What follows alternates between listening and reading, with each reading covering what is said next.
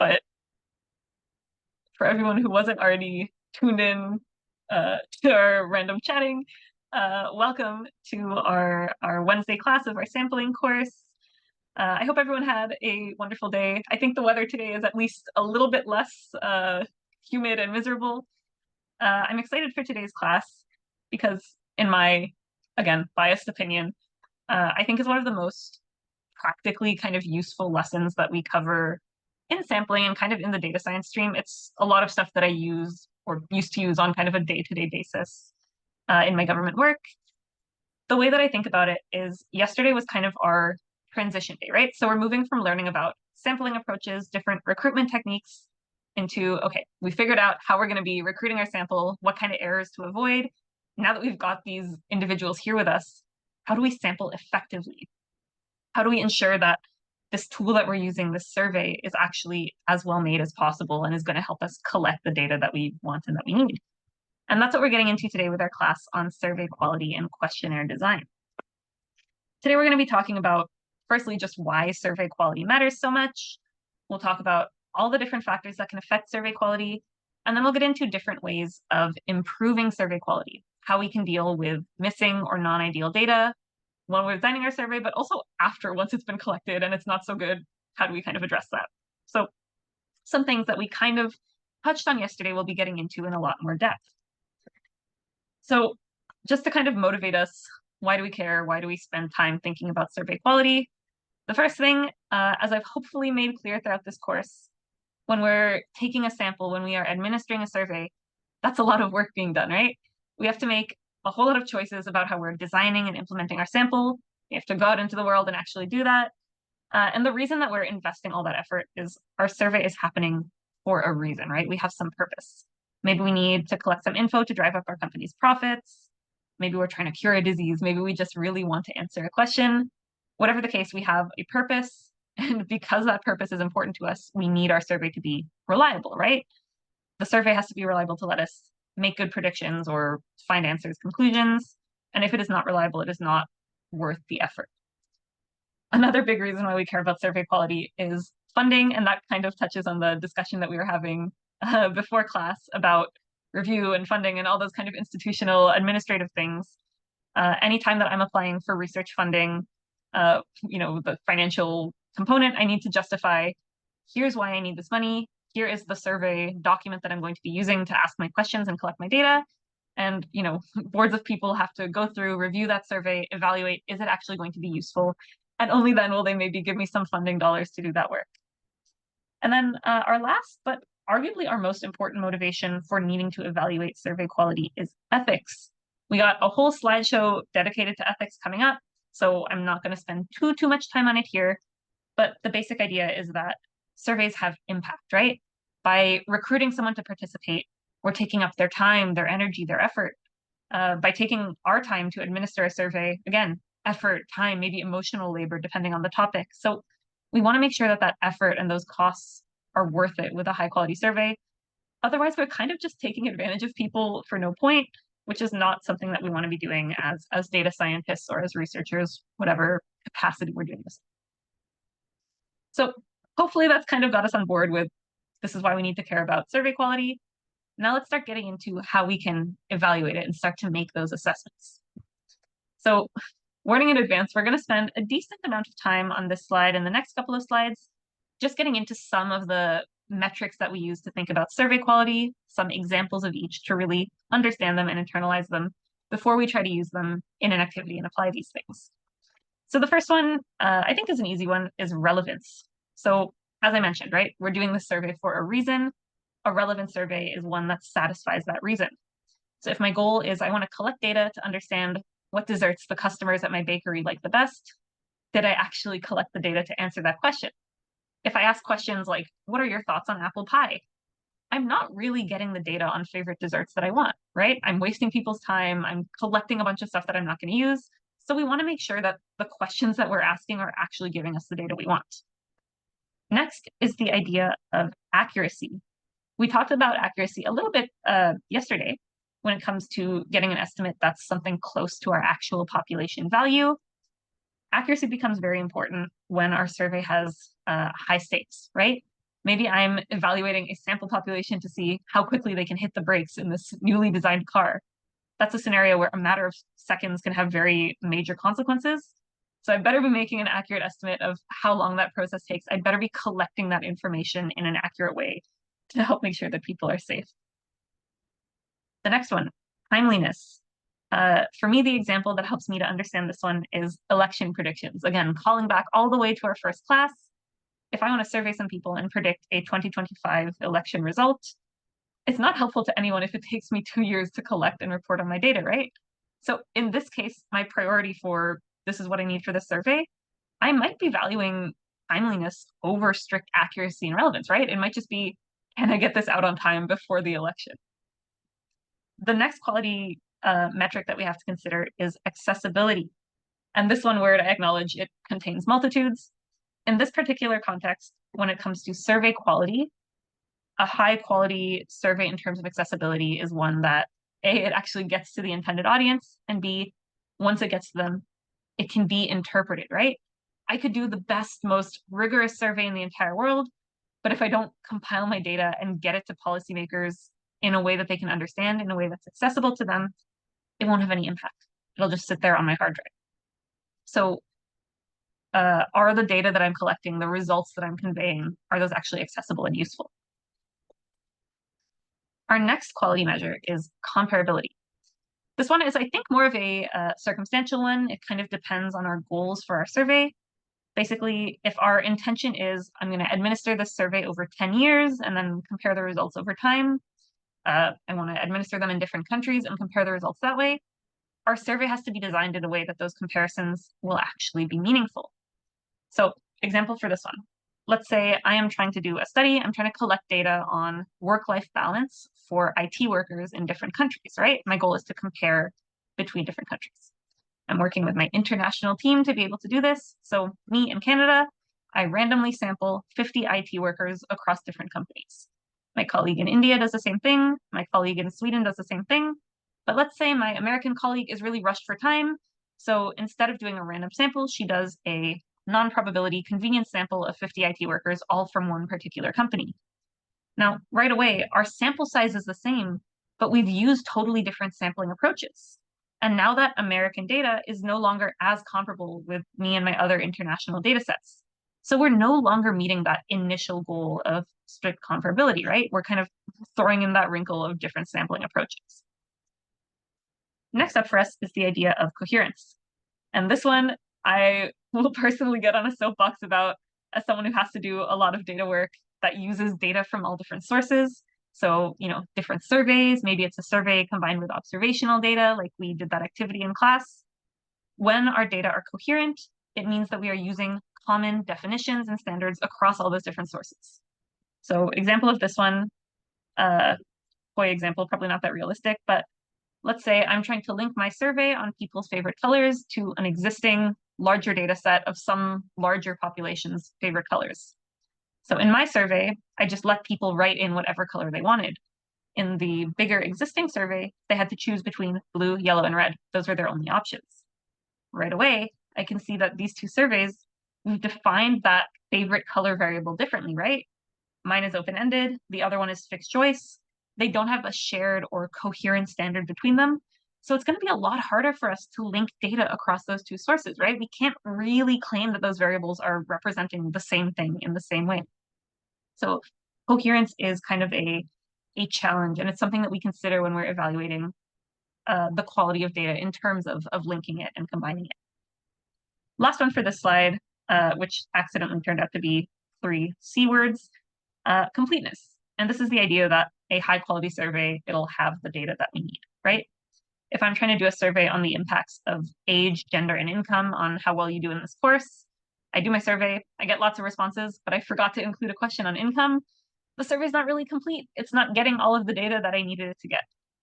So again, these 2 slides, all different kind of measures of quality that we can consider depending on our priorities and depending on what we want to do with our work. But I'll pause here because that was a lot of information. Any questions about any of these measures of survey quality, when we might use them, anything that I can explain again or give an alternate example?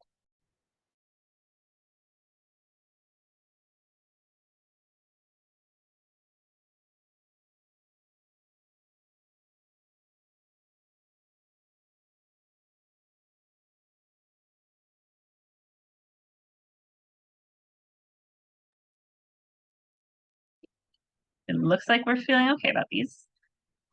Given kind of how many different criteria there are, one thing that I want to really emphasize and drive home is that, in an ideal world, we would love for our survey to excel in all of these areas. But just like everything else in doing data science, at some point, we're going to have to make a choice, right? We need to be very clear on, is our ultimate priority for our survey, is it relevance or accuracy or timeliness, even at the expense of something else? And that's a really important conversation for us to have, either just us as an individual doing this work or as a team of people working on a data science project. We need to have those conversations so we know what we're aiming for, we have a target, and then we can evaluate our work. We can know if we actually hit that target or not. This challenge of kind of balancing, choosing between priorities, something that I wanted us to explore in this little activity. So we're going to play pretend a little bit here and borrow a scenario borrowed from my real job. So let's say that we are data scientists. We're working for the government of Canada. Our team, we're doing a survey of our coworkers, Canadian public servants, to try to understand their feelings about artificial intelligence, AI use in government. So my team's goal, we want to present the results of the survey to our Director General before she establishes the organization's AI strategy for the next 10 years. So one of the colleagues wants to prioritize getting results on time, right? The priority is timeliness. Another one wants to make sure that we represent the opinions of all different kinds of employees, prioritizing completeness. Now, for me, I'm mostly concerned with making sure that our estimates are as close as possible to true values. So I'm prioritizing accuracy. Now, what I'm asking us to do for this activity, for each of these three different priorities, I'm asking us to think, how could this change the way that we plan and implement our survey? So, practically, if our priority is timeliness, what kind of sampling strategy could we use? What implementation choices could we make to pursue timeliness, right? Or to pursue completeness or to pursue accuracy? And then secondly, what could be some unintended consequences of prioritizing this measure of quality?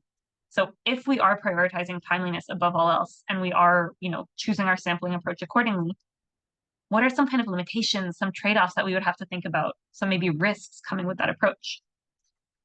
Any questions about what I'm asking us to do here? We're going to take some time so that you guys can dive into it on your own before coming together. But any questions before we break off to do that?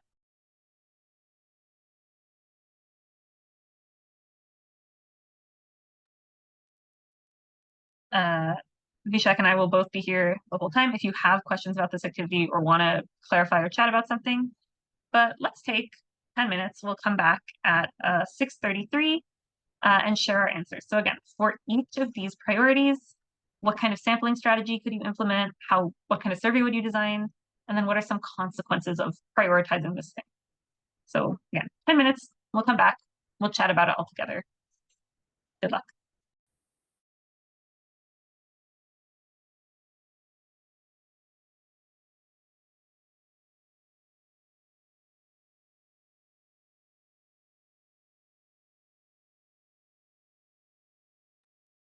I'm gonna shut my camera off so you're not just staring at me awkwardly for 10 minutes, but I'm here if you need me.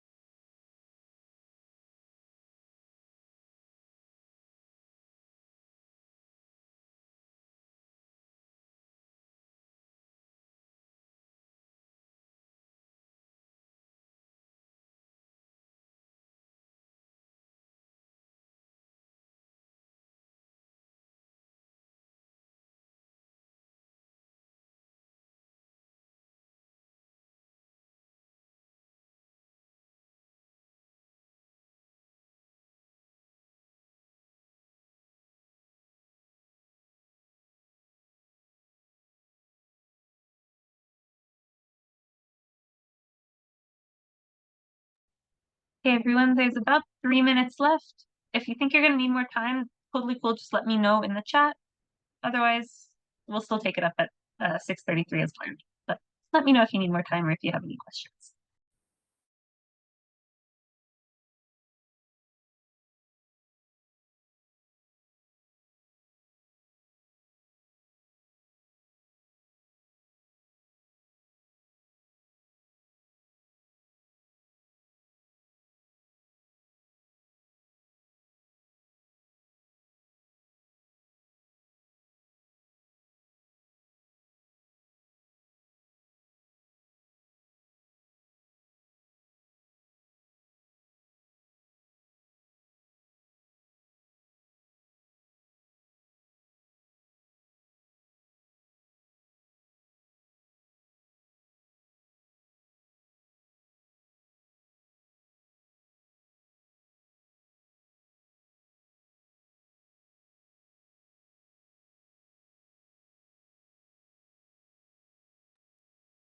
Starting to see some answers come in, which is lovely. For now, if you're going to share your answers, I'll ask that you focus on sharing the ones for timeliness, just for now.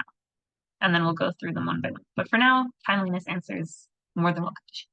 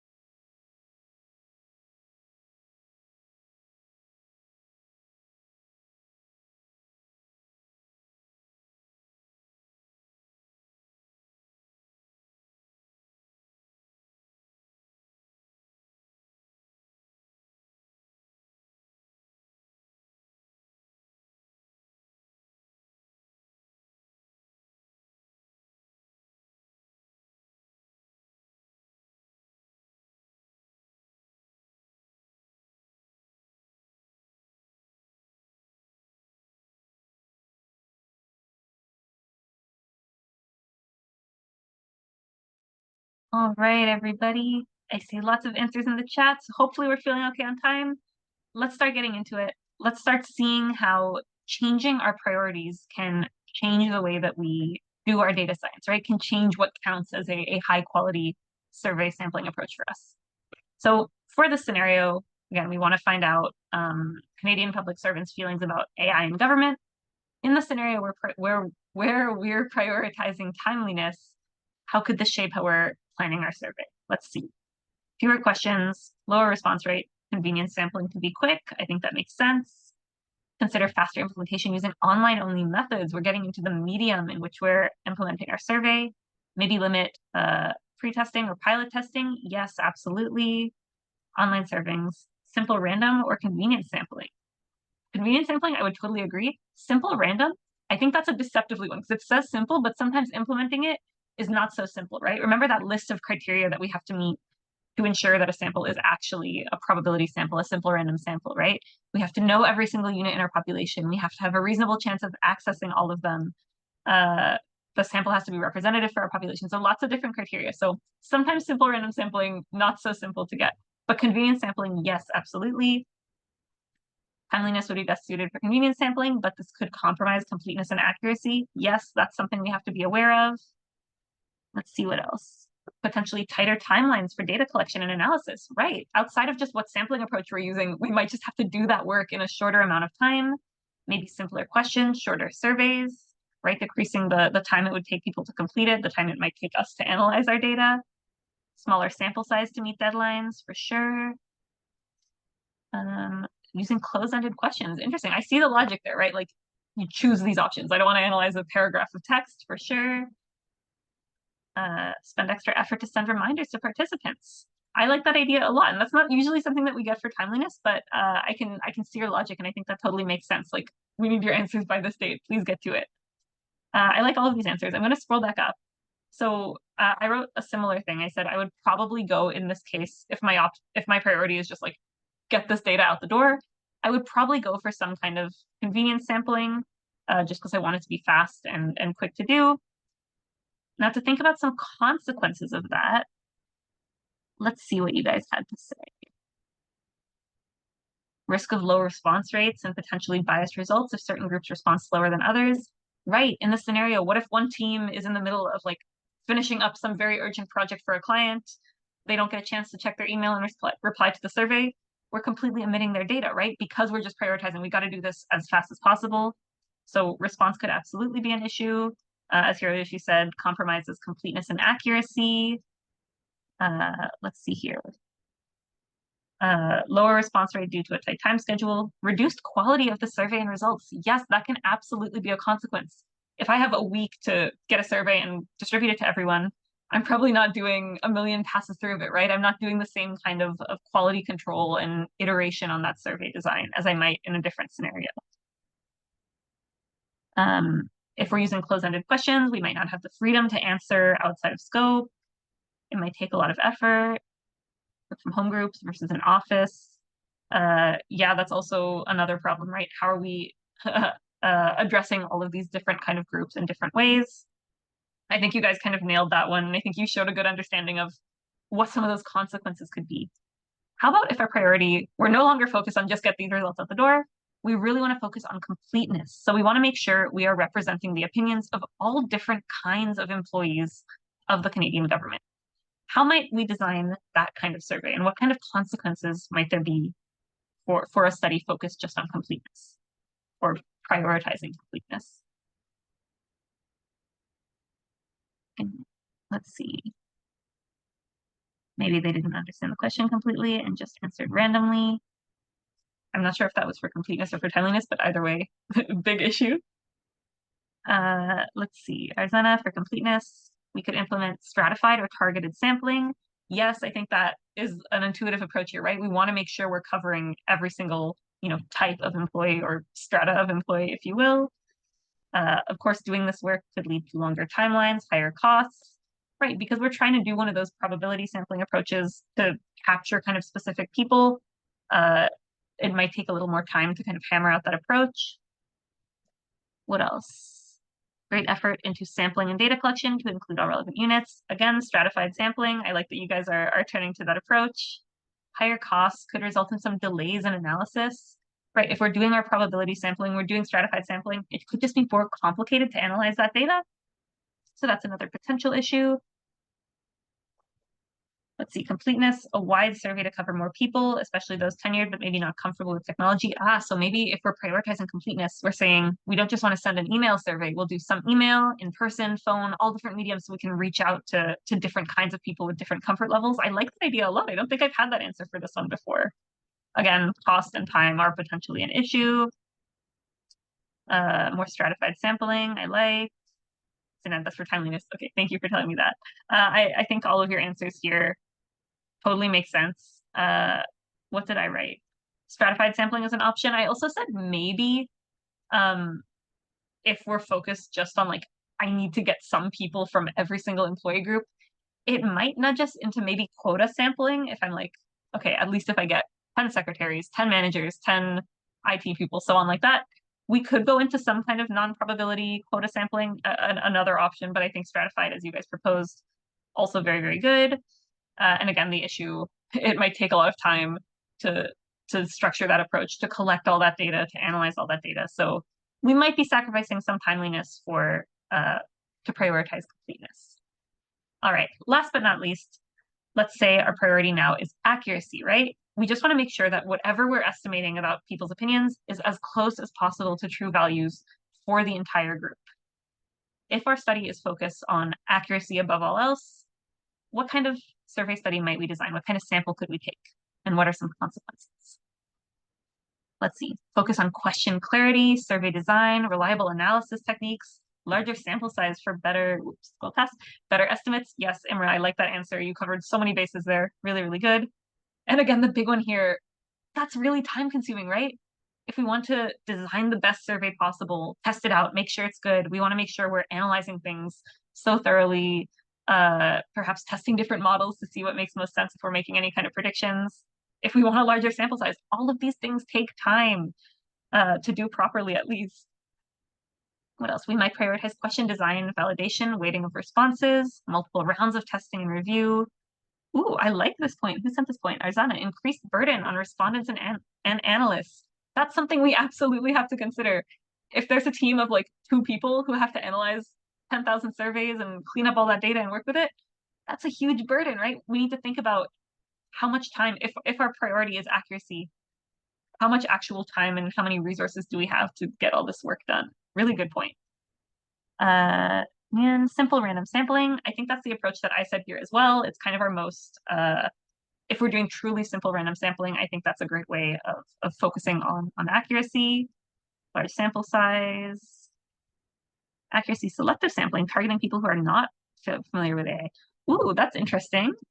Aloysius, let me think. People learning their feelings about this.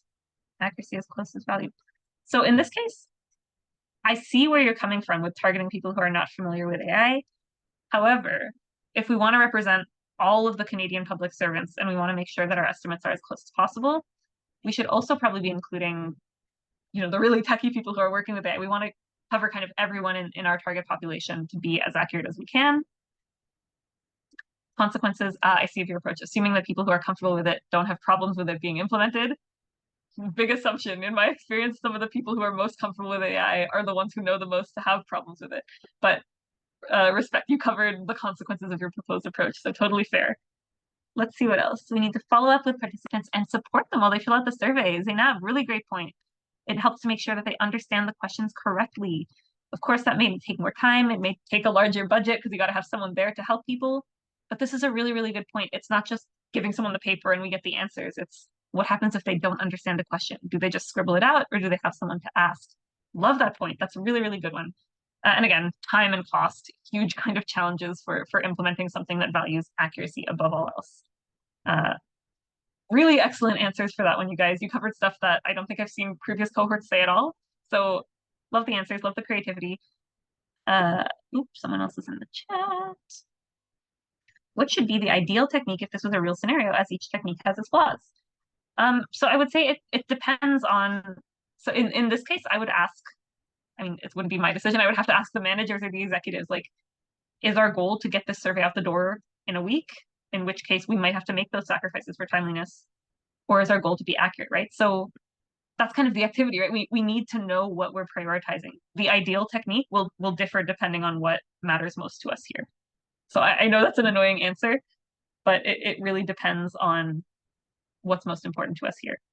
If I had unlimited resources and time, I might maybe go with a stratified, if my goal is the entire Canadian government, I might go with a stratified approach, maybe stratifying by organization. Again, that's assuming I have unlimited time, but it would depend on our constraints, what the bosses want, things like that. I hope that answers your question, at least somewhat. Yes, perfect. Thank you. Good, fair question though. But that's kind of what I want us to take from this activity. And hopefully we've seen that demonstrated from our range of answers is when we know what our own quality criteria are for a given sampling project, that will change how we implement that project, right? Again, the sampling decisions that we make when we're designing our data science research, that has those downstream effects throughout the entire project. If we're feeling okay about this activity, the concepts of survey quality, we're going to keep going into that with our kind of central idea just lurking in our minds that improving our survey quality, we have to maximize those quality measures that we just talked about and also minimize those errors that we learned about yesterday. So building on our classes one by one. And we'll segue from that into a concept that we tend to see discussed a lot, which is validity. So validity goes along a little bit with accuracy and relevance, more on the analytical end, but it's this idea of how well are we measuring the thing that we're supposed to be measuring? So if we have high internal validity, it means that the results kind of within the tiny world of our study are valid, right? We did our sample, we got our data, the data that we collected is what we meant for it to be. There's no outside factors confounding our data. The relationship that we're testing can be trusted. Now, external validity is the idea of, okay, what we did in our little sample makes sense, but can we apply those results outside of our sample context, right? Are they actually representative of the whole population? Can we generalize them outside of our specific sample? So we've seen throughout this course that the way we're taking our sample, it's strongly impacting external validity, right? If our sampling procedure is biased for whatever reason, if we're maybe prioritizing timeliness over accuracy, we might not get a representative sample. We might not be able to generalize our results. We're going to move away from external validity and start to think about internal validity. So again, within just the world of our study, we have our sample. How do we make sure that the answers and the data we're collecting from that sample are as valid as possible? And to do that, we're going to get into, I guess, another one of our central topics for today, which is questionnaire design. So some of you guys were ahead of the game. You hinted at some of these topics in our errors class yesterday, but today we're going to get into specifics. So how all the different aspects of how we're actually asking our questions can very majorly impact the results that we're able to get. We'll start with the obvious guideline, which is keep your questions simple and clear. We touched on this yesterday. Someone, I forget who, asked about linguistic diversity and wording our questions. In this case, to that point, if our question is confusing and it's long and we're using tons of big and complicated words, depending on the audience or the sample population that we're working with, there's a chance they just won't understand our question, right? Maybe they'll get confused and answer the wrong thing, or maybe they just won't answer at all. As a general rule, as part of this keeping questions simple and clear, we try to aim to use plain language. So, caveat, this depends on context. It's different maybe if you're interviewing scientists, but in general, when we're doing surveys, we try to avoid using a lot of technical jargon. We want to keep our sentences fairly short and direct, avoid things like double negative or passive voice. I'm going to copy a link and share in the chat for us.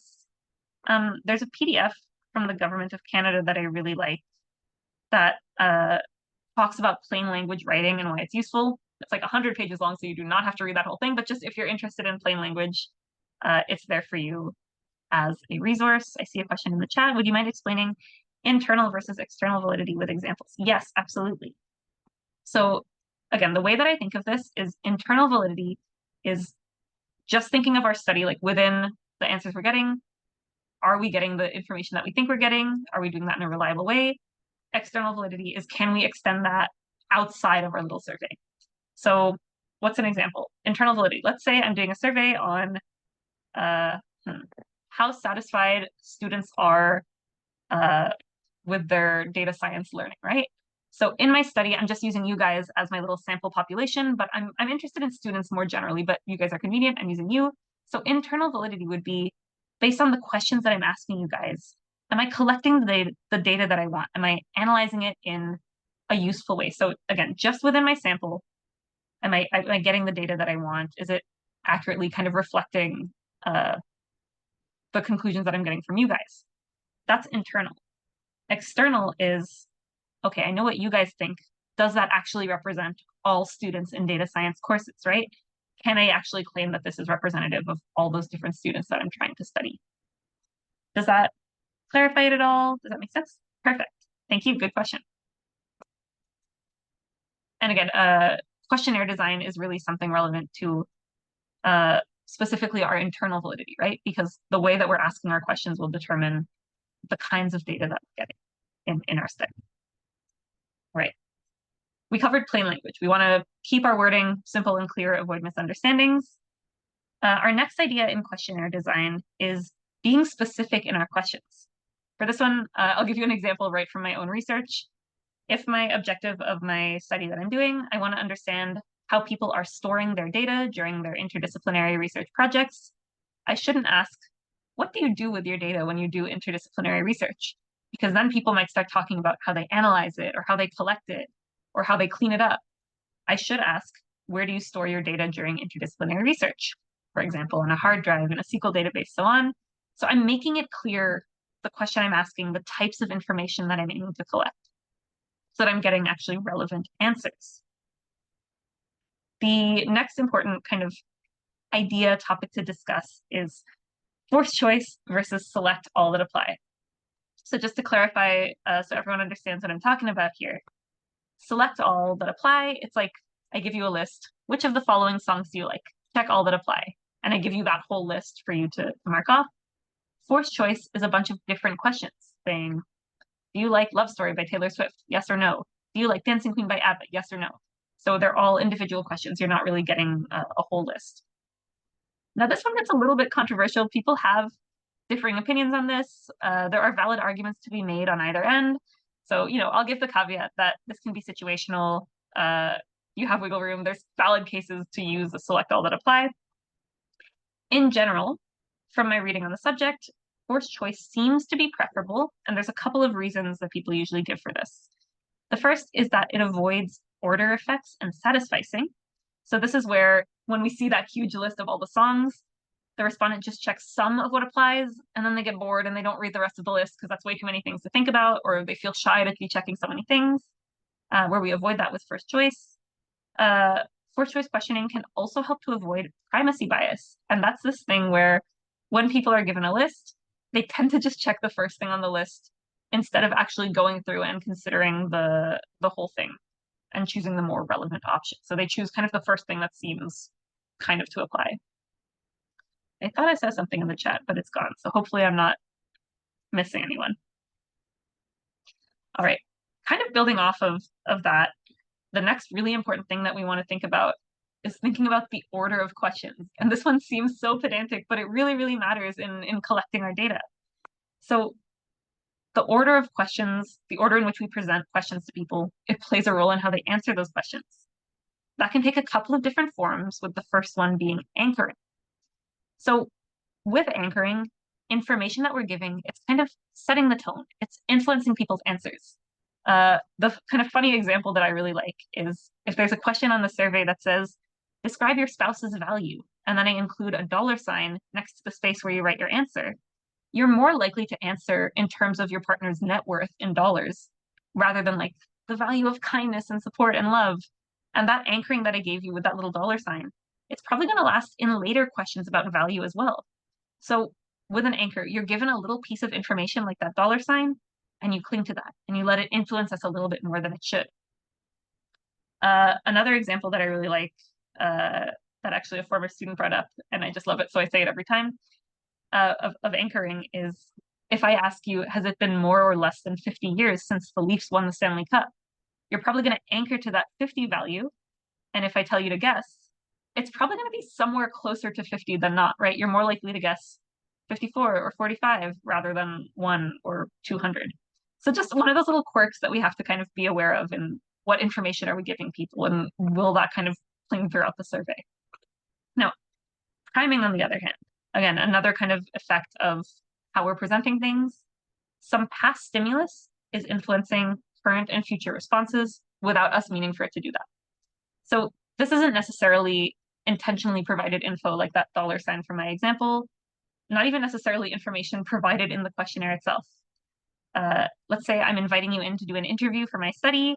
As we are, walking into the room to do our interview, we pass 6 different posters of Batman. And then in the interview, if I tell you to name a superhero, there's a decent chance that you're going to say Batman, even though the posters were intentionally not put there for the survey. This is because you've been primed, right? We kind of accidentally put that idea into your mind. Now, when we're administering a survey, we try to account for priming and anchoring by randomizing the order in which questions appear for different respondents. So even if previous, questions or external factors are impacting the current survey, the error is kind of being spread randomly across all those different questions or items in the list, rather than like every time they come to this question, someone's going to be biased. So we're kind of shuffling the order that people are seeing specific questions. This is also why, if you're ever doing kind of an in-person survey study, not always, but very often, they happen in kind of plain, boring looking rooms. And a lot of times this is intentional. You're trying not to push too much onto the participant in advance. You're kind of giving them a little bit of a blank slate to work with to answer your questions from. And the next idea here is we just want to avoid leading or prompting questions. So if I ask you guys, hey, you think I'm a great instructor, right? I'm kind of leading you to respond a certain way. Versus if I say, what is your opinion of me as an instructor? I'm not starting us from, hey, I'm so great. I'm giving you some more room to answer how you feel. I'm trying not to lead you into a specific answer. I'll pause here because that's a lot of new stuff. Any questions about these features of questionnaire design before we get into a few more? Anything I can explain differently?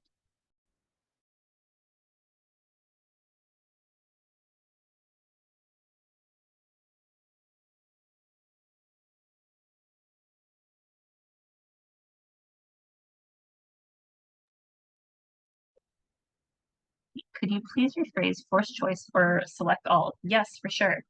Let me think of a different answer. Uh, okay, so select all that apply. Maybe I'm saying choose all of the instructors from the DSI certificate program that you like. And then I give you a list of every single instructor and you get to check next to like who you like, right? Forced choice would be, did you like Kira? Yes or no? And then a separate question. I don't know the other instructor. Did you like Bob? Yes or no? And going through each one. And so one kind of thing we have to be aware of here, forced choice is like, it's just one question, yes or no. Whereas select all, if you give people a big list, they sometimes get overwhelmed by that, right? They might just choose the first one and not read through the whole list. They might start checking randomly. So this could lead to some information overload. So generally, forced choice is a little bit favored, but there's room to argue both sides. Does that help at all in clarifying what I'm talking about? Perfect. Thank you. Good question. Anyone else before I keep moving along?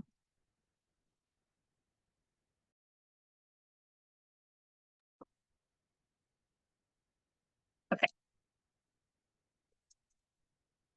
The next thing that I want to think about is open versus closed questions. And this is another one that I think sometimes get overlooked, but once you start thinking about it, you realize just how important and impactful it can be. So it's not that, open questions are always good or closed questions are always bad or vice versa. One of these is not always better than the others. We just need to really think and be clear about our purpose. What kind of data are we actually trying to collect and analyze? So in a lot of like customer feedback surveys, sometimes those are open-ended questions for you to answer, right? Like what parts of this cruise stood out to you as really good? They want detail. They want you to share your emotions and highlight your different experiences and things that work so that they can get that kind of rich qualitative data. Now, on the other hand, let's say I'm trying to make a histogram of your responses to that feedback. Instead of asking that question where I'm going to get paragraphs, it might be more helpful for me to say, are you enjoying this cruise? Yes or no? Then you only get those two options because that way I can easily tally up, okay, this many people said yes, this many people said no. I don't have to worry about digging into a paragraph and thinking, oh gosh, does this mean yes or no? So again, it's not that one of these is good versus bad. It just depends on our purpose. We need to be clear about if I ask the question in this way, what kind of data will it give me? Am I going to be able to analyze that data in the way I want to analyze it? The next one I think is a fun one, considering the social desirability bias of our responses. So if I ask a question on a survey, it's like, if you could murder one person and never get caught, would you do it? It's kind of obvious that there is a socially desirable answer. People will probably feel pressure to answer no, I would never do a murder because, it comes with very bad social and legal consequences. It is a thing that is very frowned upon. So if we're trying to get honest answers for these kinds of loaded questions, whether they're loaded morally or legally, whatever it is, we got to put some thought into how do we create circumstances in which people can and will answer honestly. And we can consider that kind of a teaser because we're going to get more into that in a few different slides. But for now, that's just something we want to have in our mind, right? Is there some kind of social or legal pressure guiding people to answer a certain way? These last few, I think, are a little bit more on the technical, straightforward side. No double negatives. Kind of falls under our use simple wording, plain language rule, also kind of true for grammar in general. If we say something like, if you didn't not enjoy this class, choose A, that's going to confuse people. People will either answer nonsense data or maybe just skip that question entirely. So not something that we want to do. Similar idea. We don't want to give people too many options for multiple choice questions. I'm sure we've all been there. If you're sitting there writing an exam and it's multiple choice and it has A, B, C, D, E, F, and it's like, oh my God, how am I going to answer all of these different questions? How do I even think about this?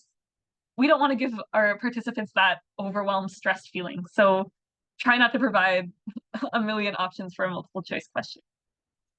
And then last but not least for this little section, no double-barreled questions. And this is another one I'm going to get up on my soapbox about because as a data scientist, it makes my work so hard. So sometimes the way that we might ask a question organically or just in conversation as two people, that doesn't match up to the way that we should ask that question to generate good or clean data. And if we don't think about that in advance, we create so much extra work for the poor people who have to go and analyze that data after the fact. So a double-barreled question is when we're trying to cover two different issues in one question. So if I ask you, is the new iPhone aesthetically pleasing and computationally powerful? People can have two very different opinions, right, on if it's pretty or if it's powerful, but I'm forcing them to combine their answer. So maybe they'll just say yes, even if that doesn't reflect how they feel about both. Maybe they'll write a whole bunch of stuff detailing their different opinions, and then some data scientists like me will have to figure out how to split those answers up. So we just kind of want to make sure one question is securing one piece of information. So again, coming back to clarity, to thinking about how those questions will influence what our data set looks like.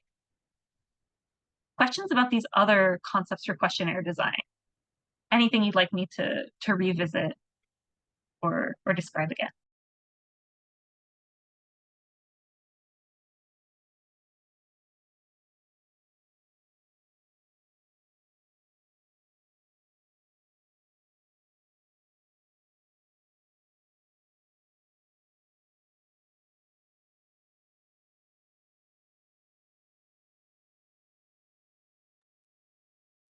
Okay.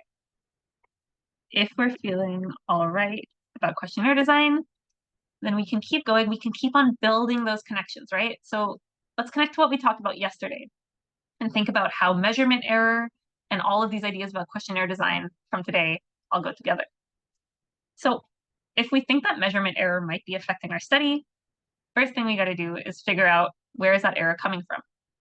So maybe it's the survey questions, and I can figure that out by wording them differently, seeing if that changes the kinds of answers I get. Another issue, maybe it's the person delivering the survey or the interview, right? If I hire someone who's very, very serious and intimidating to give out a survey, I can see how that might affect the kind of answers that people want to give, right? So we just need to know in which areas of this list that we talked about is this measurement error occurring. Once we know that, or once we have some idea of that, we can think, how do we reduce this measurement error? A couple ways to do so. Write clear questions. We just went over a lot of ways to do that. To make sure we're doing that, we can try to test our questions prior to releasing the survey. And this is something that a lot of you brought up in our little priorities activity just today, whether it's a formal pilot study, whether it's just me asking my colleagues like, hey, can you try to fill out the survey and tell me if anything sounded weird or confusing? Getting a second opinion, in my experience, is always very, very helpful. This next one is really important. I would say in the workplace, if you're working in a team or in a group, you want to have clear procedures for how to administer the survey. So it's not always just going to be, me as an individual doing all of the work. When you're working with a team, you want to have instructions for people so that no matter which individual on the team is giving out that survey and guiding people through it, they're doing it in the same way, right? Right? They're following the same procedure, not introducing a bunch of random idiosyncrasies into that process. Kind of along with that idea of the team and the people involved, we want to hire people who know what they're doing. We want to make sure that they are well trained, they're well supervised. They can ask for help and clarify misunderstandings. If someone is unsure, hey, should I be asking them to elaborate on their answers or not? We want to have an answer for that so that our team is being consistent in the kinds of data we're collecting. Also a kind of overlooked one, and maybe one that's revealing me as a union person, but we want to make sure that the people administering a survey are given a reasonable workload. It's a lot easier to follow a reproducible procedure and write good questions if they're not being, time pressured. You need to collect 100 answers in the next hour. We want to make sure that they're given the time and resources to collect the data in the way that we want to collect that data. So all of those kind of people factors, again, can influence our quality, can influence the kind of data we're getting, how we're collecting that data. another huge design factor that can impact the quality of our survey is its mode. And what I mean by that is just the medium in which our survey is conducted. So mail, email, phone, pop up on a website, approaching random people on the street with a clipboard. We talked a little bit in previous classes about how these different ways of administering a survey, they can give us different coverage issues. We can tackle these by comparing our sample frame with other sources. We can also specifically try to choose survey mode that has high coverage for our target population. So let's say my target population that I want to study is people over 90 years old. Maybe texts aren't the way to go, right? Maybe they don't all have cell phones. So maybe I'd be better calling on the phone or sending something in the mail or asking in person. So we can definitely think about how do we make our survey most accessible to the people we actually want to do that survey. Now, just to kind of touch on a couple different survey modes and how they impact coverage error and coverage in general, mail or email, usually our sampling frame is a list of either housing addresses or email addresses. How good our coverage is will depend on, is that list accurate and is it complete? People might have moved. They might be using a different email. I know that I no longer use my email from like elementary school. Of course, we have to think about who are we including or excluding. We're excluding people who don't use email. If we're doing home addresses, we're excluding unhoused people. We also have the option of telephone as our survey mode. Some of the same concerns about exclusion. So maybe not everybody has a phone or a cell phone. Phones can also make it tricky to organize things by location or region. If I only have a cell phone, it might not have an area code corresponding directly to where I live. And then a big one, and one that came up a lot in our previous activity, is the internet. And I recognize that this is incredibly broad. It could include things like a tweet, or I don't know what it's called now that it's X, but a tweet saying, hey, click here to answer the survey. Or maybe it's a pop-up on a website. You've been chosen to participate in the survey.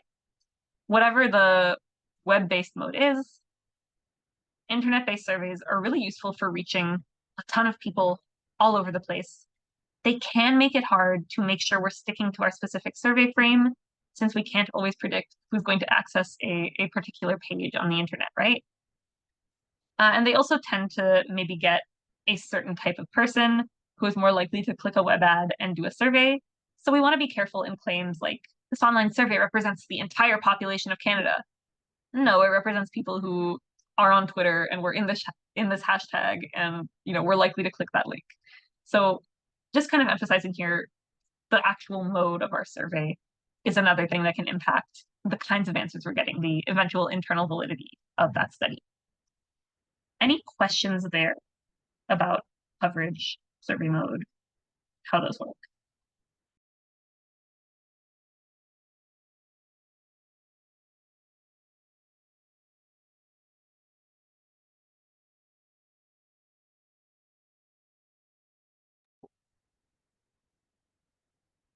Seeing any now. So I'll pose a question to you guys. Do you want me to keep going through the last few little concepts for the section, or do we want our break now? How do we feel?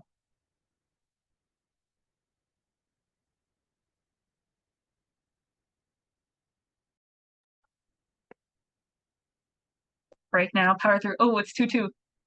We're gonna need some more votes.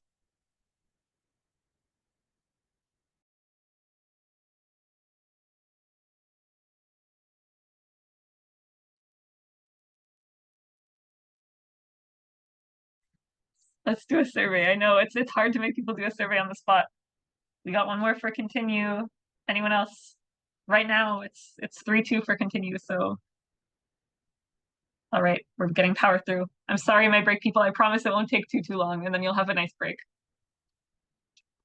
All right. Next topic. It's one that we touched on earlier, and it's an important one. So I'm asking you to pay attention to this one, and then I promise you'll have your nice break. So we really want to be aware when our survey incorporates sensitive questions, because what can happen is we ask someone something sensitive, and maybe that makes them more likely to answer with a lie, or not answer at all, or even just completely opt out of participating in the entire study. Obviously, that's very bad because we want to collect data, but ethically speaking, it's also not great because we do not want to emotionally or psychologically burden our participants more than necessary. Now, what I mean by sensitive questions, pretty broad. This can include questions about illegal behaviors. So if I'm asking about drug use, crimes that people have committed, stuff that people might not want to answer because they think they're going to get in trouble. Sensitive questions could also be anything that poses a risk to the participant if it eventually gets out with their name attached. If they tell me about pre-existing health conditions, they might be worried that that data is going to leak and they're not going to get hired for some job, or they're not going to get insurance. If they talk about cheating on a partner, they presumably also don't want that information to get out. We also want to think about private or identifying information, income, home address, anything kind of related to that. Emotionally upsetting topics.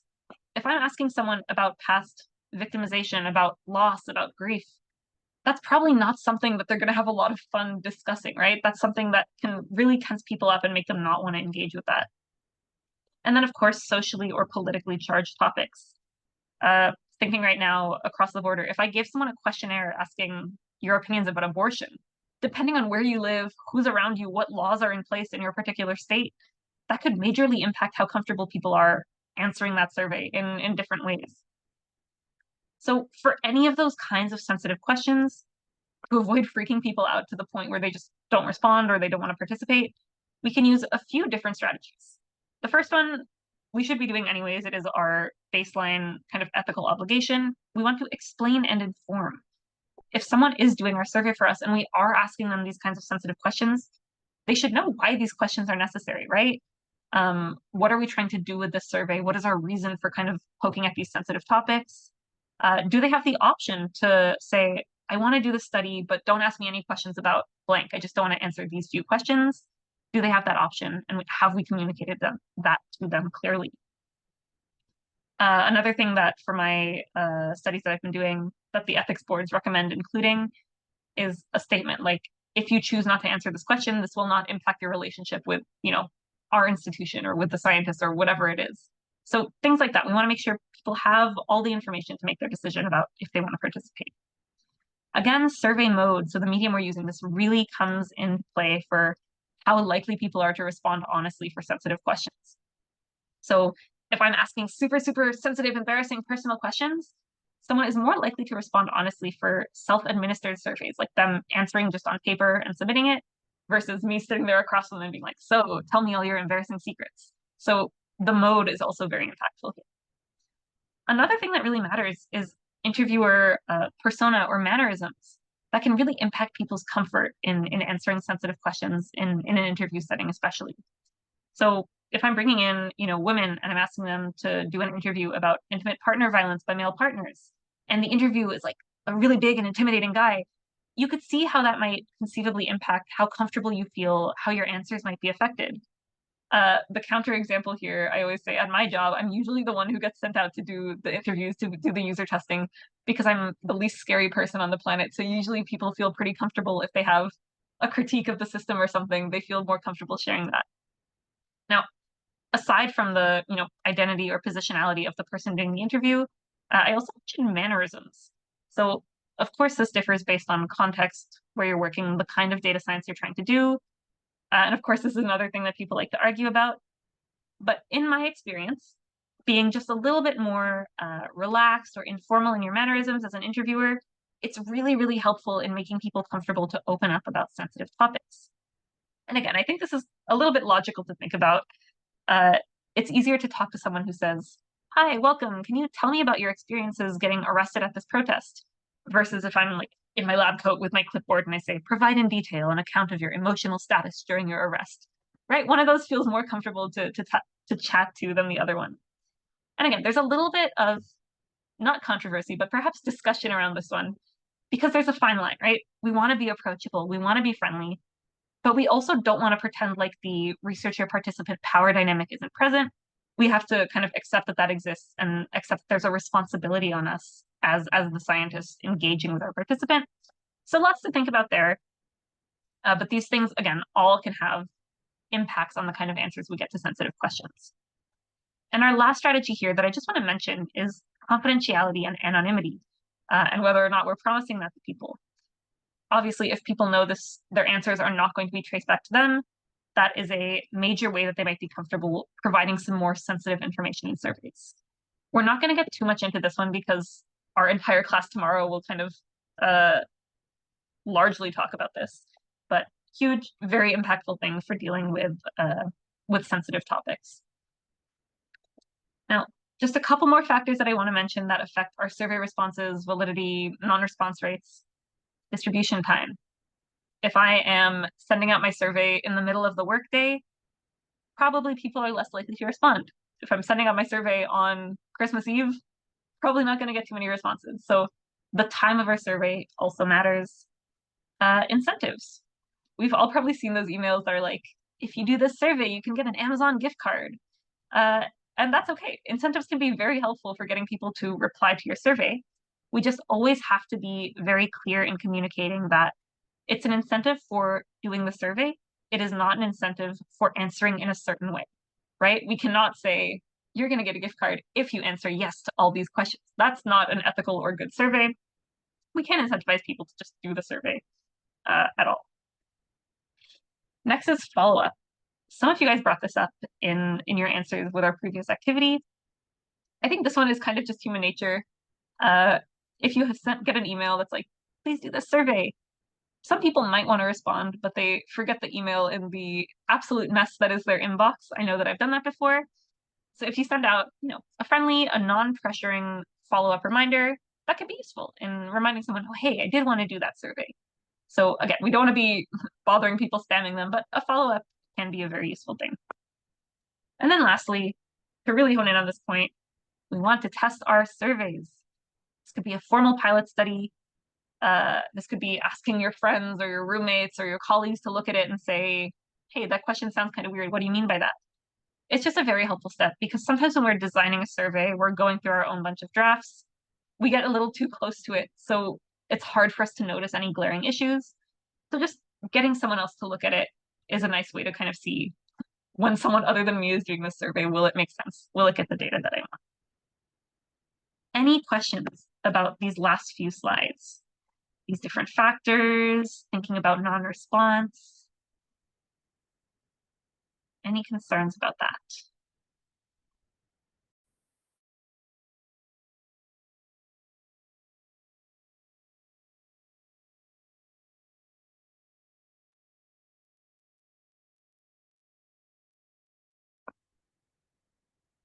Okay. I'm not seeing anything in the chat. So hopefully this stuff was useful. Hopefully we're kind of getting in our head. Let's go ahead and take our break. We'll come back, and then once it's had time to sink in, then we'll be able to do our activity about it. So thank you so much for your participation in the first part of class. Really great answers, really great questions. We'll come back at, let's say 7:28, because I've been talking. So 7:28, we'll come back and start with an activity. So great job. See you in 10 minutes.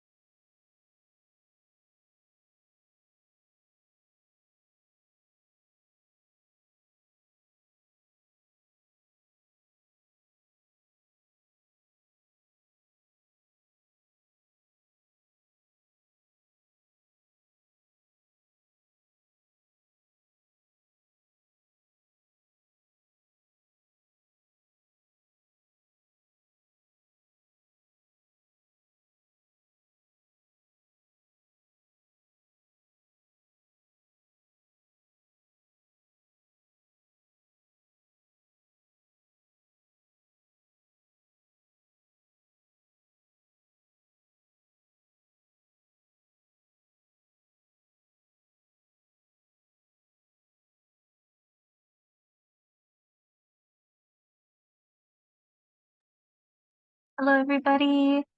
Welcome back from our break.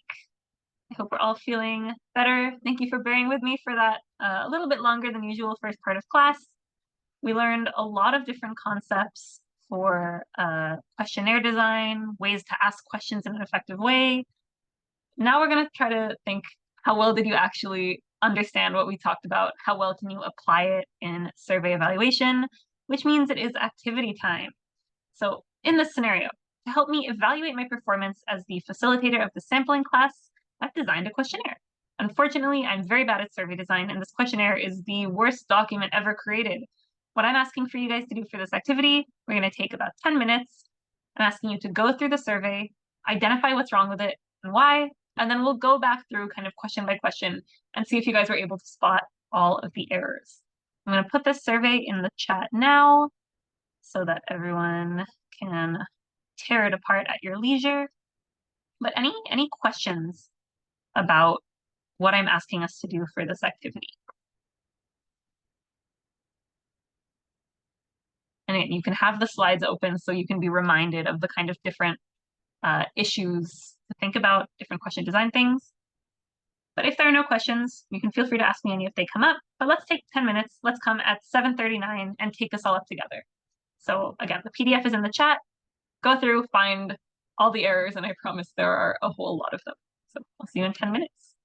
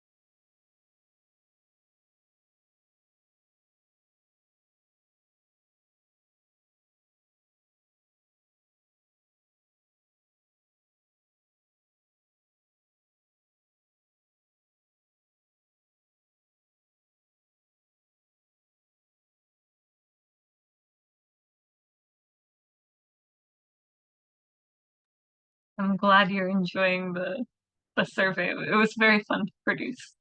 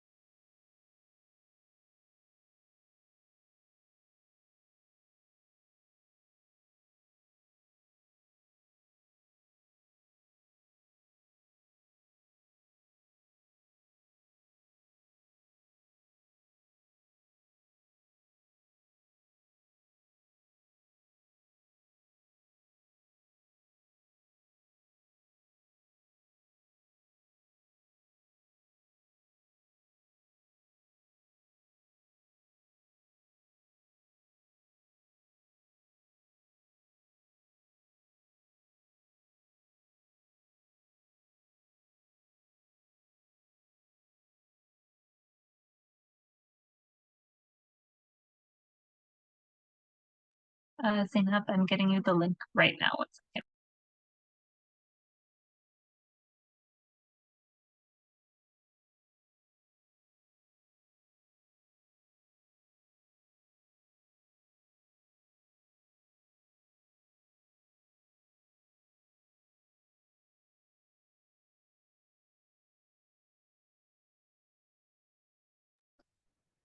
I'm seeing some answers starting to come in, which is nice to see.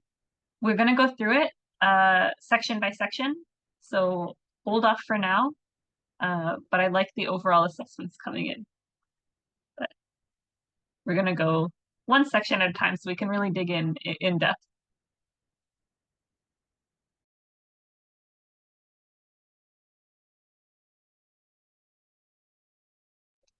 There's 2 minutes left. Is everyone okay? Does anyone think they're going to need some more time?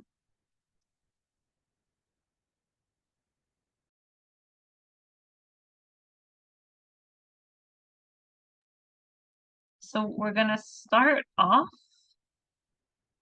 with, let's say with the instructions and questions 1 to 4.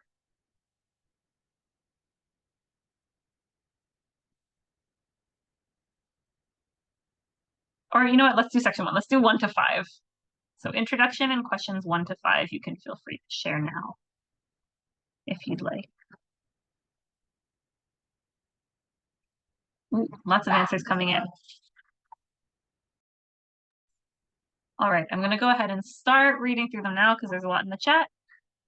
Let's see what we think about this horrifying survey.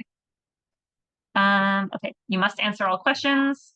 You're right, lots of pressure, and generally not the kind of thing that we want to say to our participants.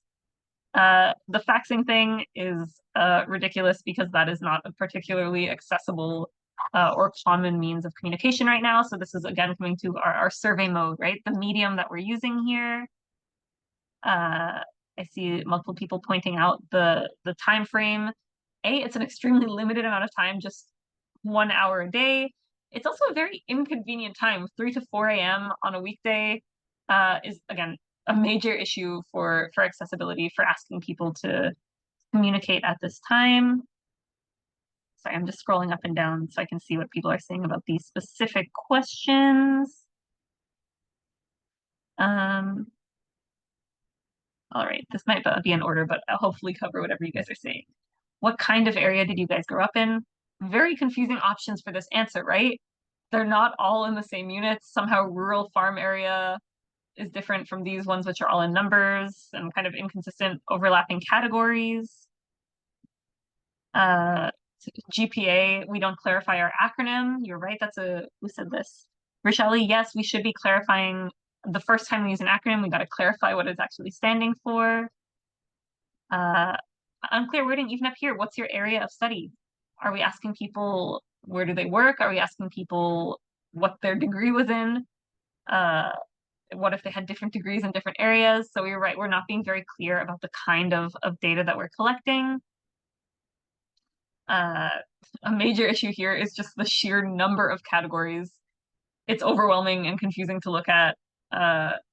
If I saw this question, I would not know how to react because that's a lot. Let's see. We have question 4, inconsistent options. We have both middle class, upper middle class, and lower middle class. That's not very helpful for us. They're all overlapping. In general, the instructions are very unreasonable, somewhat vague. Let's see what else. I'm just trying to make sure I'm not repeating things. We should be defining what we mean when we say these social classes, right? Is that a characteristic of income? Is it your parents' income, how you were raised, education? We should definitely be clarifying these kind of words and not just assuming that people know what they're talking about. Question 5, most embarrassing memories.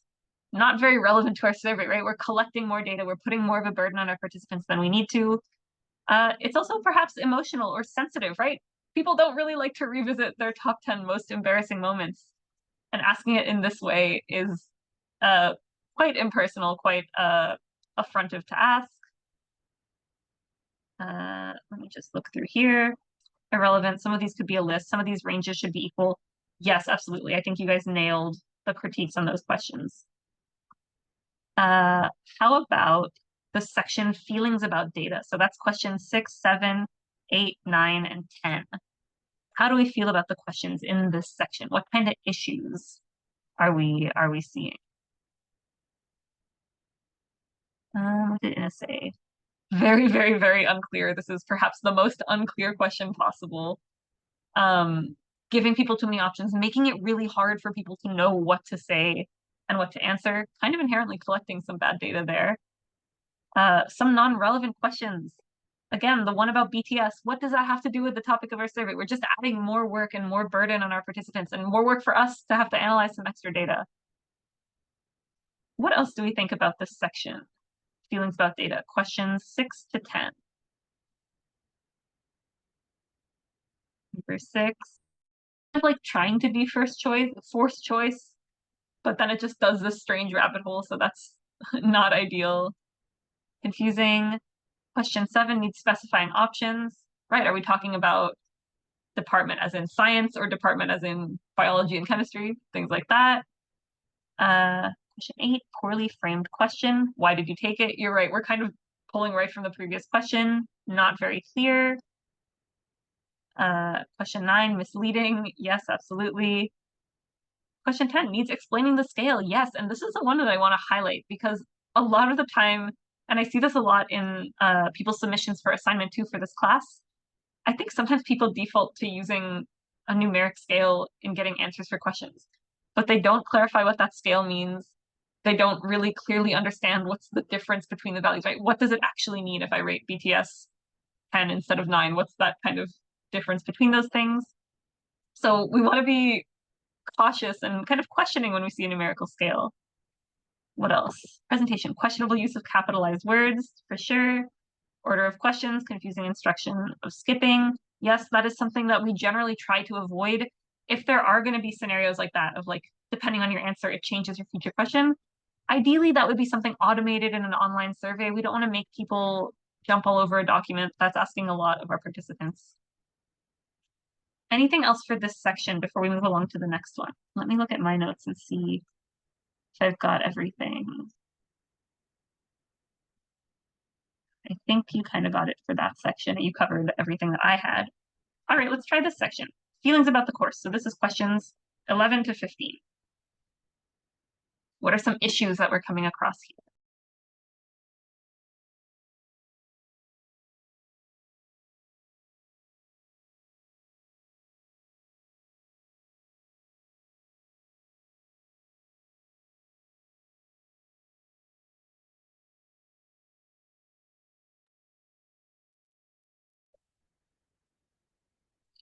Question 12.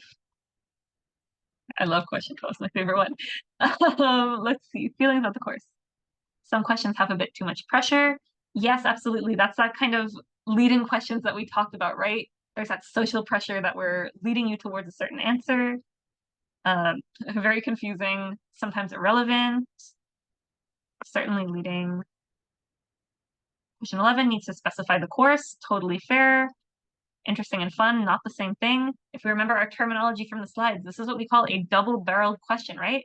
We're trying to use one question to collect two pieces of information because interesting and fun are two very, very different things. Someone could very easily find this course interesting but not fun, right? And just making them answer yes for both is not ideal. We're confusing our data. So this is a double-barreled question, and that's something we definitely want to avoid. Question 12, yeah, in addition to being kind of a leading question, the answers are so very, very opposing. People might not think that I'm great, but they also might not hate me personally and deeply and want the whole program canceled. We're not really giving people realistic options. Question 12 could have been rating. That's fair. That could be a question where rating could be valuable. Question 13, double negative. Yes. Many negatives and also just very unclear phrasing.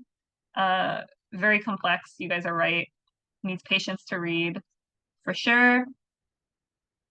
Question 14, misleading. Not sure how it's relevant. Totally fair. I don't think any of you guys have quite caught my thing for question 14 and 15. So if we consider these two together, let's think about question order, right? Because question order is super important. In question 14, we're saying people who enjoy sampling courses live longer, look better, are more successful. Then question 15, I'm saying, so do you want to do more sampling courses? I'm kind of priming you to answer that question a certain way, right? If I'm telling you people who do sampling courses live longer, are better, are more successful, I'm kind of making it more likely for you to answer yes for the following question, right?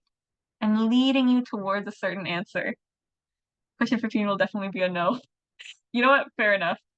But yes, there's definitely some element of kind of manipulation happening there with regards to the order of those two questions. I'm giving you some information that can affect a later question. Really great job, you guys. I think other than that one, you guys got every single thing on my list. Mandatory disclaimer, please do not take this survey as an example of a survey that you should write. This is an example of exactly what not to do. If you do the opposite of this, you should be good. Oh, one other thing that I don't think we got mentioned, a very good example of a very bad survey. Thank you. One thing that I don't think we mentioned, but that is also relevant, is the length of the survey. This is pretty long. The questions are not very spaced out. It can be overwhelming to look at. It can make it feel extra long. So even little things like that of like the number of pages, if there's spaces between our paragraphs and our questions, those things can affect how we feel, that level of kind of overwhelm, how inviting does this survey look for us? Okay. What did I miss in the chat? Survey experience is important. Yes, absolutely. It's important in terms of getting good data and also important because we have an ethical imperative, right? As people going out and collecting this data, we don't want to be making life harder for the people kind enough to give their time to help with our survey. Okay, great job with that activity. I hope it was fun, but mostly useful. The next thing that we're going to get into, I think maybe looking at the time, maybe the last topic we're going to engage with for today is improving survey quality. What I mean by this is, you know, we did our sampling strategy, we worked on our questionnaire design, we did our survey, but we still have some level of non-response happening. How do we deal with that kind of after the fact? We already have our data. How do we try to make things better? Our first step here is we have to diagnose our problem. So are our data missing completely at random, right? There's no trends. Sometimes people here and there just didn't respond to some random question. Or are our data missing at random given covariates? Covariates, that means that we can account for them in our models. Oh my goodness, I'm losing my ability to talk. So without getting too much into the stats of it all, let's say we're studying income, right? We see that certain answers are not missing at random, but then we include gender as a factor, right? And we see that for men, missing data seem random. For women, missing data seem random. Cool, we can still get some good results. The problem comes when data are not at all missing at random. So maybe we see that now in our study of income, even if we're controlling for gender and for other variables, the only data we're observing is people making an average income, right? We're just completely missing data for any high or low earners. In this case, something to do with the thing that we're studying is impacting whether or not people are reporting that thing we're studying. So it's very hard for us to kind of work with that situation of missing data. So how do we go about dealing with this? One solution is we do a weighting class adjustment. So think back to all of those slides of equations that I made you guys look at, and we can remember our sample weights, right? So how many individuals in our target population are being represented by each individual in our sample? Sticking with our gender scenario, let's say only half of the women that we surveyed answered this one question. What we can do here is we can adjust our sample weights artificially. We can say, let's apply a weighting factor so that every answer to this question we got from a woman counts as if we got it from 2 women. So this way, when we're doing our final estimations of mean or whatever for this question, we're saying by adjusting this weighting, we're trying to make it so that the men and women had equal or proportionate contribution or influence to the final mean that we're reporting. The key point here, we are increasing the weights of respondents in a particular class based on the non-response in that class. So we're assuming that the few women who did answer can represent what would have been the opinions of other women in our sample if they had answered this question. That's a pretty big assumption, right? And there's a lot of underlying assumptions going into that. We're assuming that these data are missing at random. So the women didn't respond, but it's not because our survey is biased against women. It's just we happen to not get as many women answering this question.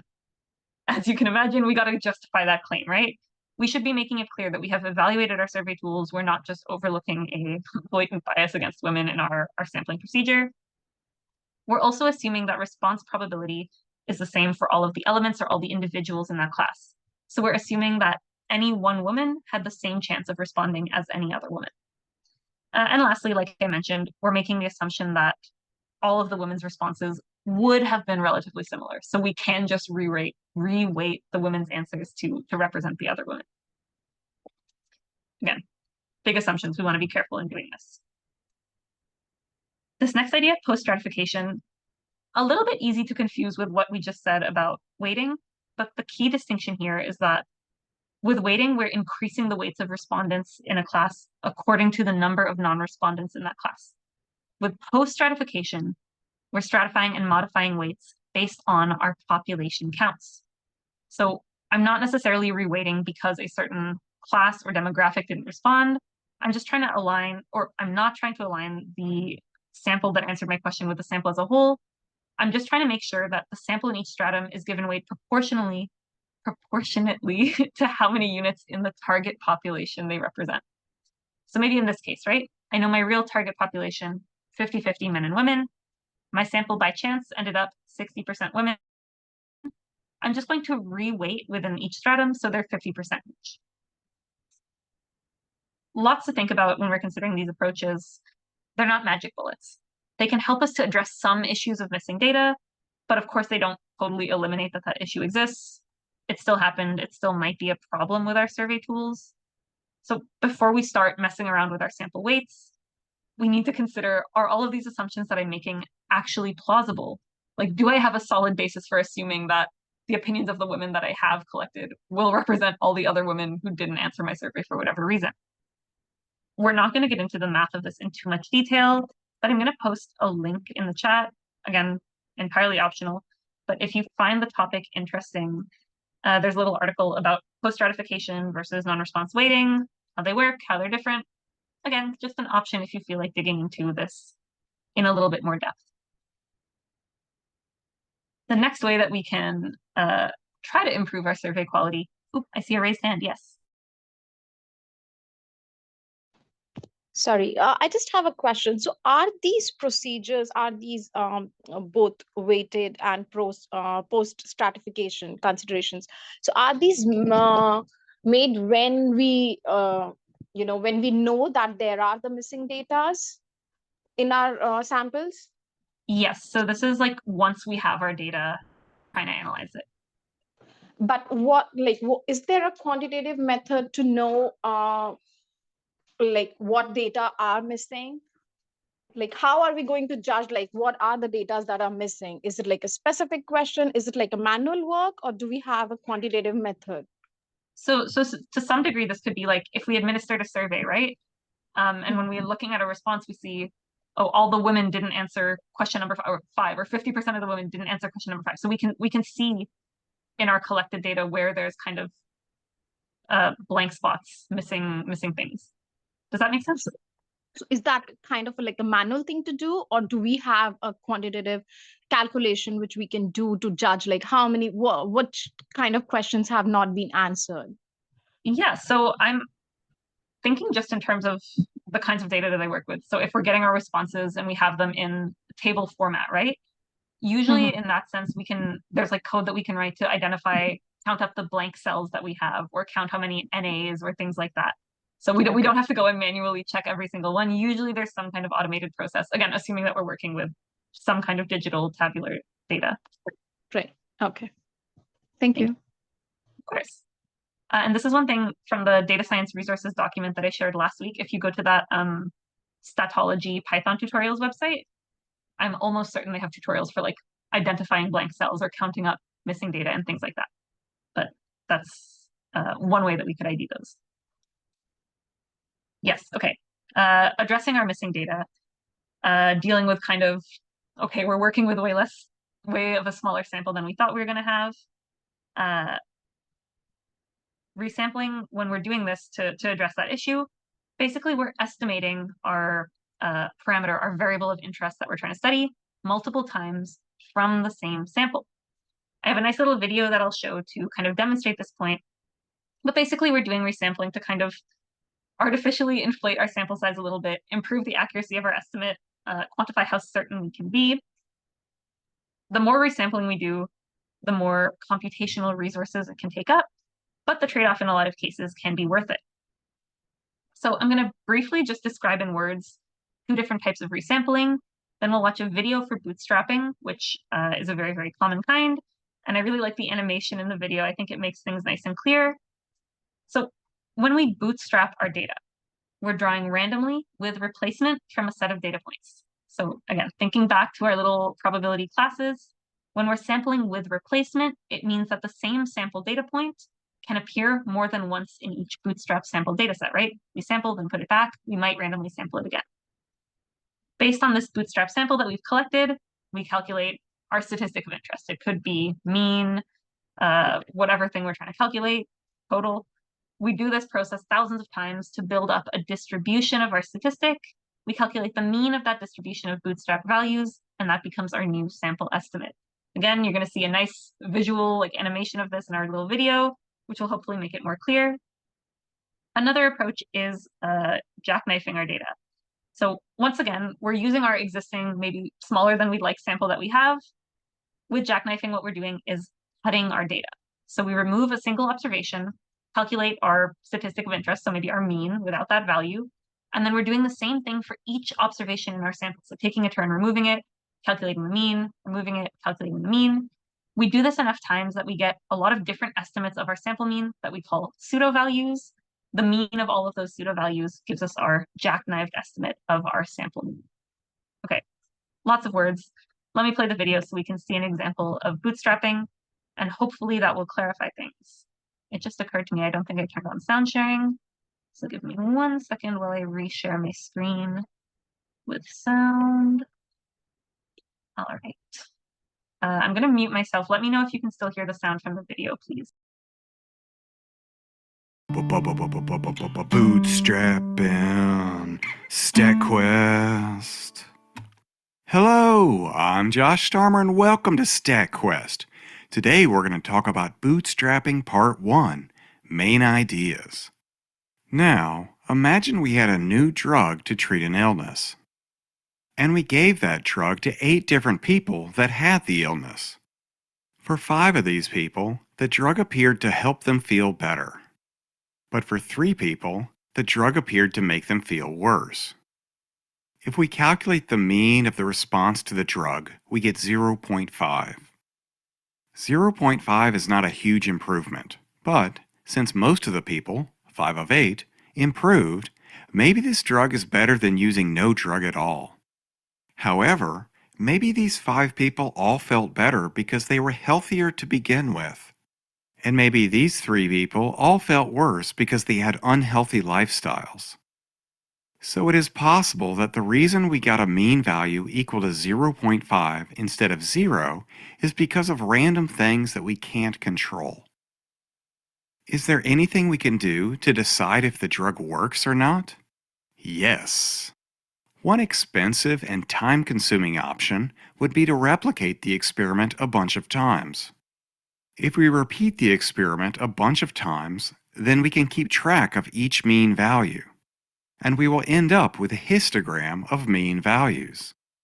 Just by looking at this distribution, we can see that mean values close to 0, which suggest that the drug does not do anything, are relatively likely to occur. And mean values far from 0, indicating that the drug does something, are relatively rare. However, as I said earlier, repeating the experiment a bunch of times is both expensive and time-consuming. Is there something else we can do that is less expensive and time-consuming? Yes. Instead of replicating the experiment a bunch of times, we can use bootstrapping. Bam! So let's use bootstrapping to get a better sense of which results are likely and which are rare. First, let's create a new number line. Now, from the 8 original measurements, choose one at random and add that value to the new number line. Now go back to the original 8 measurements and choose another value at random and add it to the new number line. Then we repeat that process, randomly selecting one of the 8 original values for the new number line a total of 8 times. Note, we can randomly select the same value more than once. Oh no, it's the dreaded terminology alert. Randomly selecting data and allowing for duplicates is called sampling with replacement. Anyway, so far we've only selected 6 measurements, so we need 2 more. Bip boop. Note, the reason we selected 8 measurements for the new number line is because the original dataset that we are sampling from contains 8 measurements. If we had started with 10 measurements, then we would need to add 10 measurements to the new number line. Anyway, this new dataset that was created using sampling with replacement so that it had the same number of values as the original dataset is called a bootstrapped dataset. Okay, now that we have a new bootstrapped dataset, we calculate the mean. Note, because the bootstrap dataset is different from the original dataset, we get a different mean. Now let's add the mean of the bootstrap dataset to what will soon be a histogram of means. Now we start over with a fresh number line and randomly select from the 8 original values for the new number line, repeating a total of 8 times and allowing duplications. Then we calculate the mean and add that to our histogram. Note, this process of creating a bootstrap dataset, then calculating something, in this case we calculate the mean, then keeping track of those calculations, is called bootstrapping. In other words, bootstrapping consists of 4 steps. First, make a bootstrapped dataset. Second, calculate something. In this case, we calculated the mean. 3, keep track of that calculation. And 4, repeat steps 1 through 3 a bunch of times. Note, in step 2 we calculated the mean, but we could have just as easily calculated the median, or the standard deviation, or any other statistic. Later on, I'll say more about why this flexibility is awesome. There's a little bit more of the video, but that's the part that I want us to focus on, just because I think the animation is, at least for me, clarifies what exactly it means by bootstrapping, because I think it's not so intuitive, at least for me to think about. So we're not going to spend too much more time on resampling, since it kind of veers towards analysis, and I'm always conscious that our scope is sampling and surveys in this course. But on this slide, there's some links to resources, both textbooks or just websites, depending on what format you learn best with. If you feel like diving a lot deeper into resampling on your own time, there's also some example code if you want to actually try bootstrapping with a data set. But again, we're not going to dig too much into it. I think our last actual new concept, still under this umbrella of missing values and so on for this slideshow, is imputation. This is another way of dealing with missing data, and it's basically just the process of assigning values to missing items in a data set. So we're somehow filling in the blanks based on existing data that we do have. And the reason why we do imputation is to try to reduce the impact of this non-response, produce kind of cleaner, more complete data for analysis, tons of different approaches for how imputation is carried out. You could just take a random sample of the observed values to fill those in. You could take the mean of existing observed values, do a linear regression based on some other variables and try to fill in the blank based on that.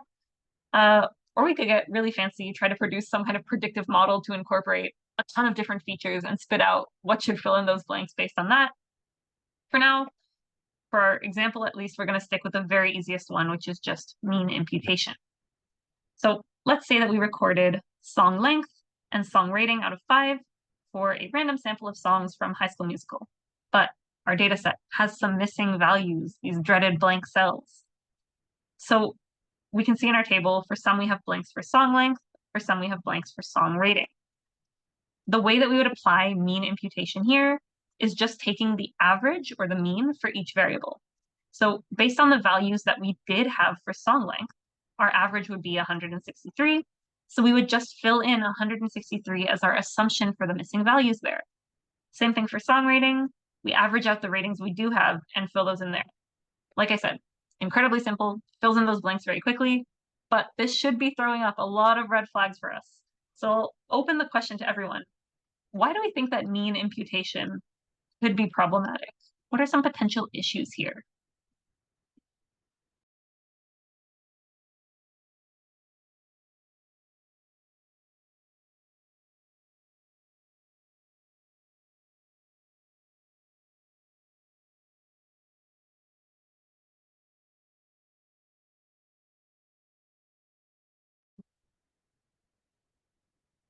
You're making an assumption about missing values? Yes, absolutely. What are some of the implications of that assumption? Does not give us any additional data for the mean from the missing values versus how the actual data may alter the mean. Yes, I think that is a very good point. Anyone else? Maybe while you guys are typing, I'll share what I wrote. So one reason, mean imputation underestimates errors, right?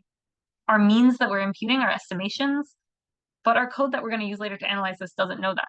It's going to treat them like they're real and observed values. So there's no chance of us getting any outliers in there, right? We're just using existing means of our existing data. Also, if we're doing mean imputation, it doesn't necessarily preserve relationships between variables. So what if in our real data set, song length was correlated with song rating? Mean imputation treats each of these variables totally independently. It wouldn't let us see that trend from our imputed data. If the missing observations are missing at random, then it's still problematic. I would argue that mean imputation can still be problematic because, again, when we're going to analyze all of this data, we're still going to be underestimating the error. We're still not going to be preserving potential relationships. So it's not necessarily biasing our data towards something else, but it's presenting those issues that I mentioned. And that's kind of the thing that we have to be aware of if we're doing imputation. Of course, mean imputation or our other more complicated approaches, there's risks, right? It's nice because we can still do our analysis like normal. We can just pretend like there's no missing data. but there's potential problems. It reduces bias, but we're potentially introducing other biases. If I'm making a predictive model to impute data based on other variables, I could be creating some relationship where there might not be one in the data. The point that I want us to get from this is that imputation, just like all of the other decisions we're making about our data set that we're collecting, it needs to be well documented. We need to identify these data were imputed in this way, and here's how it changed our results, versus if we had just excluded the observations with missing data. And the impact that I kind of really want to hone in on here, because we're imputing missing values based on our existing values, we're going to be underestimating the variance in our data, right? There's no possibility of bringing in outliers, bringing in any information that is not already included in the data that we have. And kind of the last point about that importance of documenting our data decisions is that however we're dealing with our missing or messy data, whether we're reweighting things, whether we're imputing things, whether we're just omitting them from our data set, we have to document those choices. We have to justify them, and we have to think about their impacts. This goes hand in hand with reproducibility. This goes hand in hand with ethics, with just doing good quality data science. A very common way that we do this is through data sheets. The link is here in the slides. Very kind of well-known paper. It's this idea that for any data set that we're creating, again, through our sampling approaches, through our questionnaires, whatever it is, we should in some way be recording provenance and context. So as we see here, why did we make this data set? Who made this data set? With what funding? What kind of data points does it include? What else? Is there missing information? Are there any errors in this data set? What is the sampling strategy with which we collected this data? Who was involved in this process? So these things are all relevant, and we want to have them documented as kind of accompanying that data set, so that for us as we're using it, for anyone who might be reusing it in the future, they know the context and they know how to shape their analysis and their conclusions accordingly. Any questions about those last couple of concepts? Thoughts about how we're dealing with our missing data, how we're prioritizing documentation and reproducibility for our data sets?